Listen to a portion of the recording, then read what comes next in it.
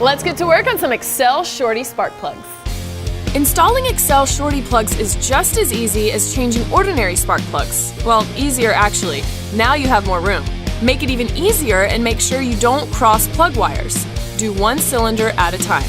To remove a spark plug wire, first, twist the plug boot to make sure it moves freely. Then, pull the boot to remove the terminal, boot, and wire.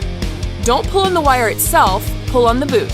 When you have it off, use a spark plug socket to take out the plug.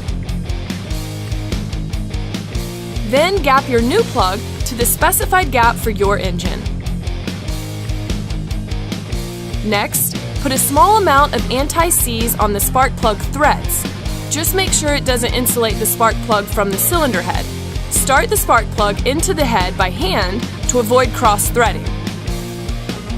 When you've got it in finger tight, finish the job with your spark plug socket.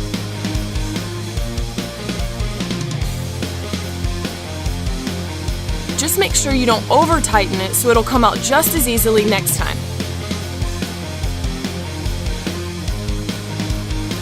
For more info on our products, check out our website. To let us know what you think of them, hit us up on social.